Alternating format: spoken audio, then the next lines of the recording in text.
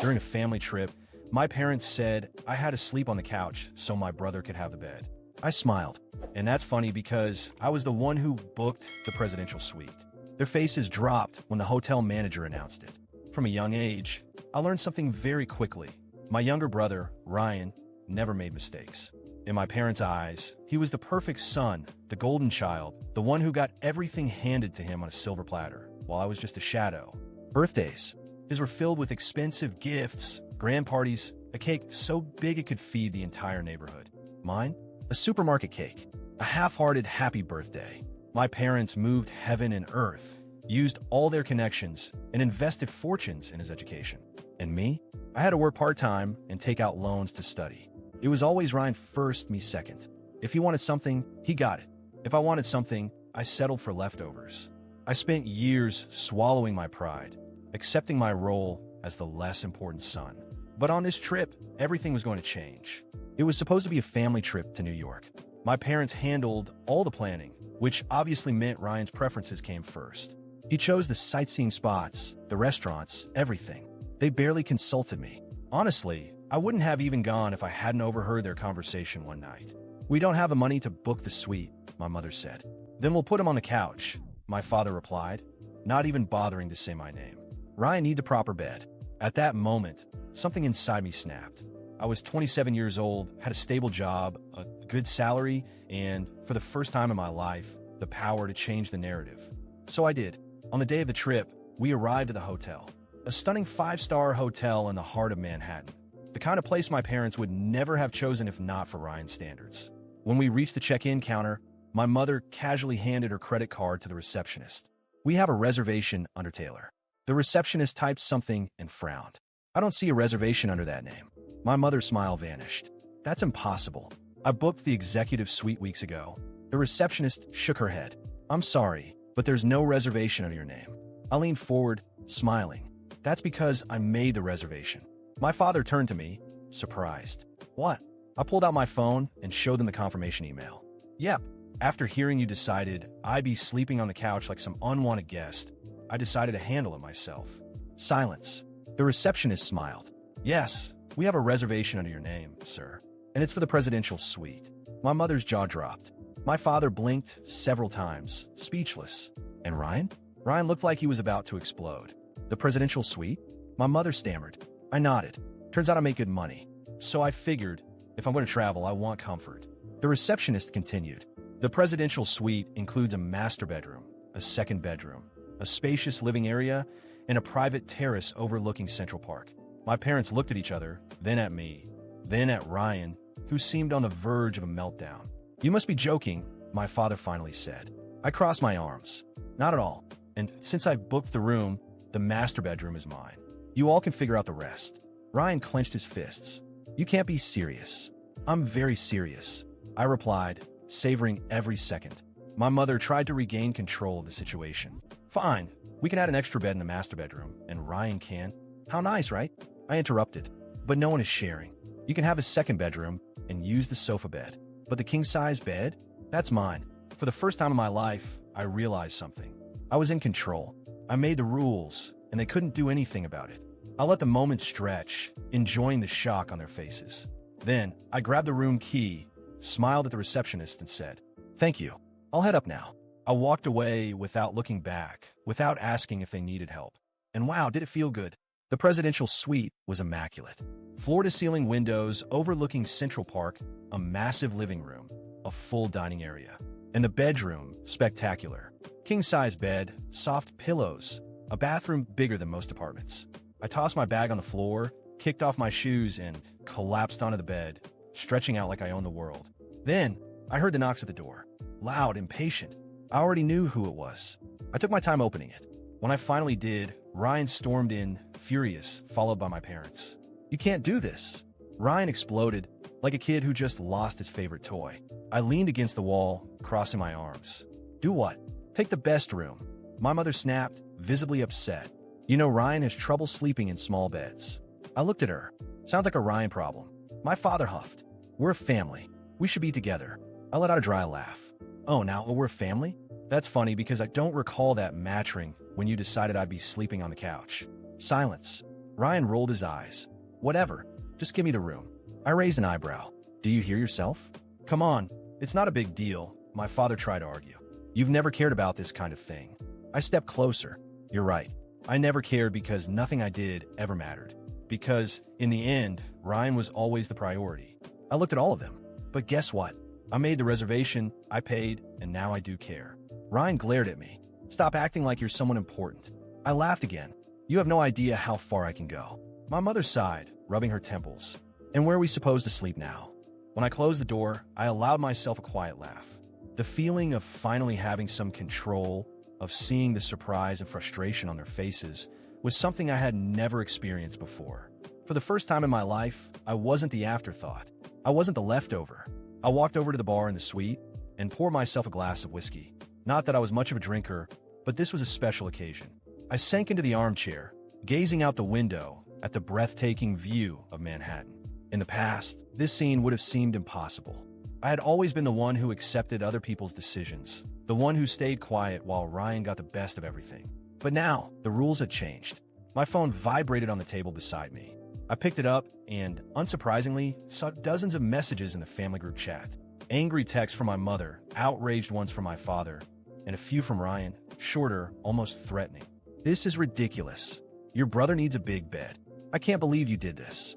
That was incredibly selfish. You're overreacting. Fix this now. Stop the drama and give us the room. I calmly read through them, taking a sip of my whiskey. Then, I simply muted the notifications. I leaned back in my chair, enjoying the satisfaction I hadn't felt in years. But then, loud knocks on the door again. This time, it wasn't just Ryan and my parents. When I opened it, I saw my Aunt Carla and my Uncle Maurice, who lived in New York and had come to meet us. Clearly, my parents had already complained to them. What the hell is going on? My uncle asked, crossing his arms. My mother wasted no time launching into her dramatic performance. Your nephew here decided to be selfish and keep the presidential suite all to himself while we, his family, have nowhere decent to sleep. I crossed my arms and looked at my uncle, waiting to see whose side he would take. He had always been a serious, diplomatic man. But to my surprise, he looked at me and gave a small, knowing smile. You paid for this room? Yes, I answered firmly. Then it's yours. My mother's eyes widened in shock. What do you mean, Maurice? You've always been a reasonable man. This isn't fair. Fair? He chuckled. Tell me, when was the last time you were fair to him? Silence. My father scoffed. This isn't about fairness. It's about respect for the family. My uncle turned back to me, more serious this time. Tell me, nephew, did you do this just for revenge? I thought for a moment before answering. Maybe at first, but now I realize it's much more than that. It's about finally setting a boundary. He nodded. Then don't feel guilty. You did the right thing for yourself. My mother's face turned red with fury. I can't believe this, Maurice. You're supporting this nonsense. He simply shrugged. I'm supporting the person who finally decided to take control of his own life. Ryan, who had been silent until now, stepped forward into the suite. This isn't over. I took a step closer, unshaken. What are you gonna do, Ryan? Cry until mom and dad fix everything for you again? He clenched his teeth. I had never seen him this angry before. You've always been a nobody. Booking an expensive room isn't going to change that. I stepped even closer, looking him straight in the eyes. Funny, because right now, I'm the one calling the shots. He shoved me. My Aunt Carla gasped. My uncle stepped forward, but I stood my ground. Ryan stared at me, waiting for me to retaliate. But I just smiled. Good luck with the couch. And I shut the door in their faces. The next morning, I woke up to the annoying sound of the suite's phone ringing nonstop. Still half asleep, I reached over and answered. Sir, I'm sorry to bother you, but there's an issue with the other guests in your reservation, the hotel receptionist said cautiously. I already had a good idea of what was coming. What happened? Your parents and brother tried to access the presidential suite, claiming there was a mistake and that you had made an error in the booking. We tried to explain that the suite is under your name, but they insisted on speaking with the manager. I sighed and rubbed my eyes. And what did the manager say? Well, he confirmed that the room is yours, but it seems your family didn't take the news very well. Now they're demanding a room swap, saying there was a misunderstanding. I chuckled quietly, shaking my head. And what's their problem exactly? The executive suite they originally booked was reassigned because the payment guarantee wasn't completed. At the moment, the only available rooms are standard ones. So that was it. Their arrogance had finally landed them in a situation they never thought they'd face, dealing with reality. "Can you transfer me to the manager?" I asked. A few seconds later, I heard a deeper, more serious voice. "Good morning, sir. My name is Patrick. I'm the hotel manager. I apologize for bothering you, but I wanted to see if there was any possibility of negotiating regarding your suite." "Negotiating?" I repeated, amused. "Yes. Your family members are quite unhappy with their accommodations and have asked us to discuss a possible room change with you." I had to hold back a laugh. "So, let me get this straight, Patrick. They planned this whole trip without even considering my comfort, decided I would sleep on the couch without asking me, and now that they're stuck in an inferior room, they want me to give them the presidential suite?" There was a brief pause before he answered. "Well, yes, sir." I smiled. "Then my answer is no." He cleared his throat. "I see, understood. And one more thing, Patrick. If they try to cause any trouble in the hotel, let me know immediately. I'm paying good money for this suite, and I don't want to be disturbed." "Of course, sir. We'll ensure your privacy." I hung up and fell back into bed. The thought of my parents and Ryan being stuck in a basic hotel room, after years of making me feel like an afterthought in my own family, was simply perfect. I made sure to enjoy my morning. I took a long, relaxing bath in the suite's massive tub, ordered an elaborate breakfast from room service, and when I was done, I went down to the hotel lounge. I knew I'd eventually run into my family, but at that moment, I was more than happy to provoke them, and I didn't have to wait long. As soon as I stepped into the lounge, I spotted Ryan sitting with his arms crossed, looking furious. My parents sat beside him, just as frustrated. The most amusing part was that, unlike their usual confident demeanor, this time they looked uncomfortable, as if they were no longer in control. I walked over to them at an unhurried pace. "Good morning," I said casually, picking up a cup of coffee from the buffet. My mother was the first to explode. "Are you happy now? Look at us. We're stuck in a tiny room while you're living in luxury in that ridiculous suite." I took a slow sip of my coffee before responding.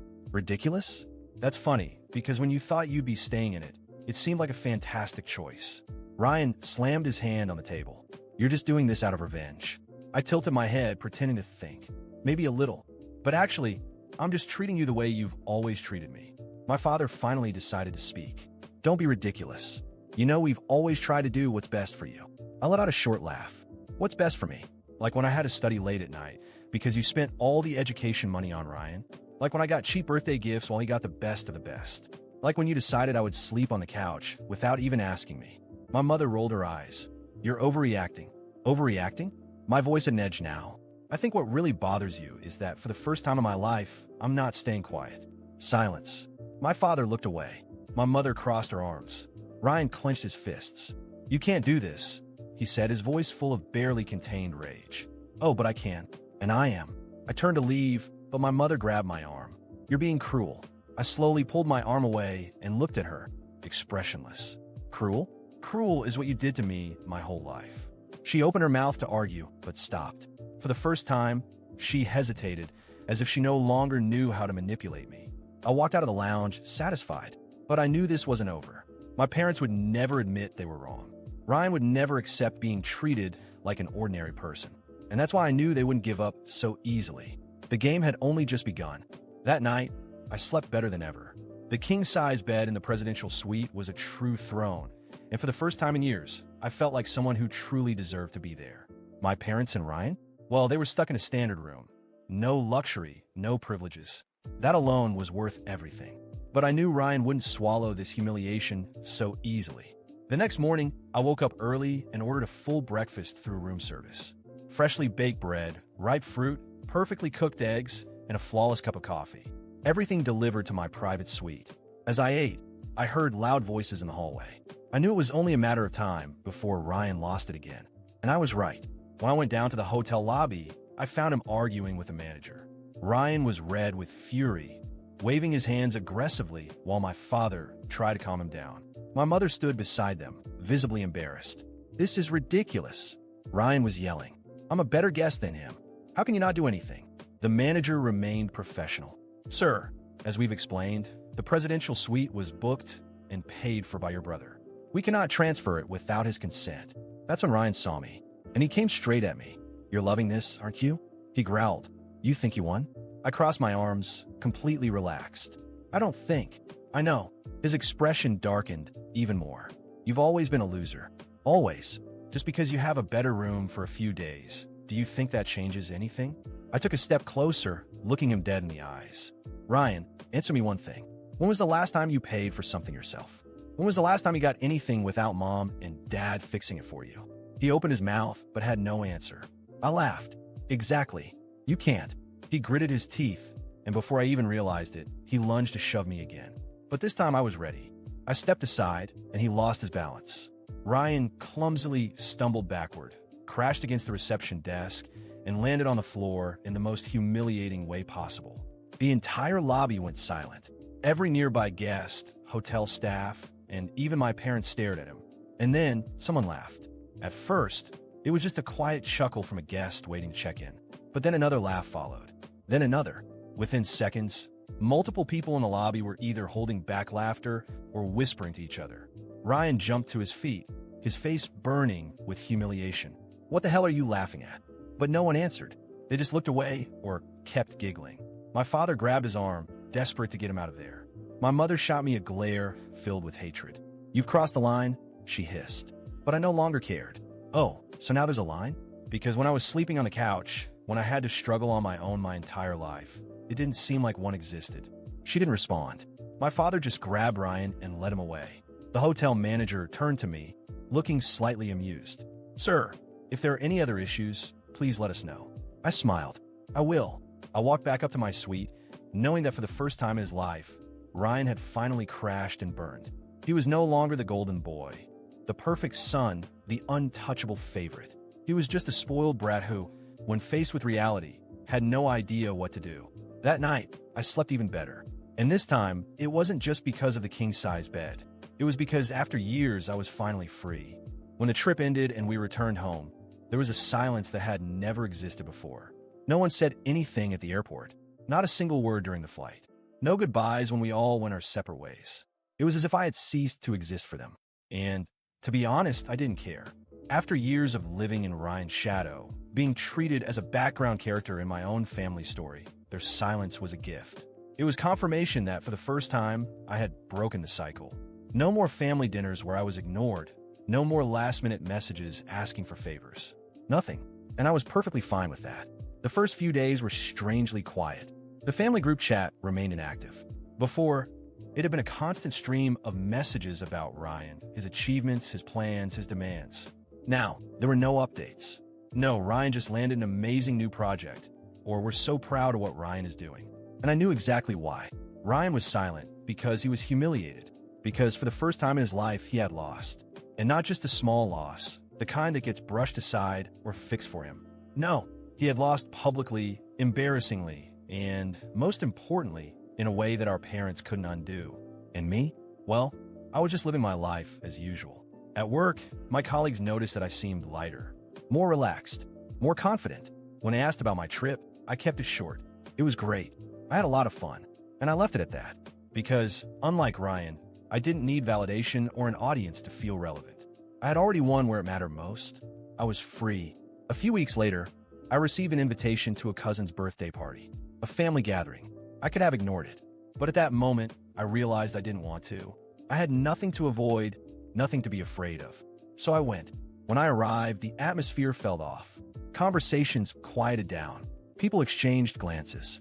My mother pretended not to see me and kept talking to an aunt. My father gave me a brief nod, but said nothing more. And Ryan? Ryan wouldn't even look in my direction.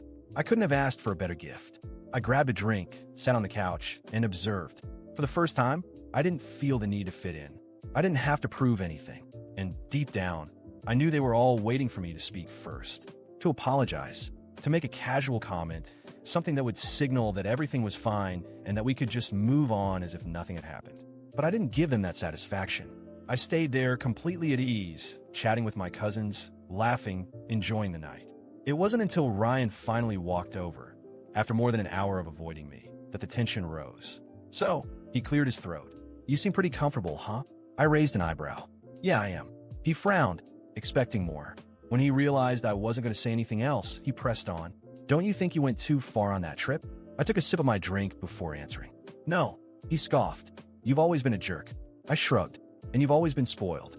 He stared at me for a few seconds, waiting for me to cave. to apologize, but I just smiled and went back to my conversation with my cousins. Ryan walked away, frustrated, probably expecting a different outcome. But what he didn't understand, and maybe never would, was that I had already won. Because for the first time in my life, I didn't need him. I didn't need my parents' approval. I didn't need anyone but myself. And that was something they could never take from me. When the night ended, I left the party just as calmly as I had arrived. No one called me. No one tried to stop me. And for the first time, that didn't bother me one bit. I was fine, better than ever.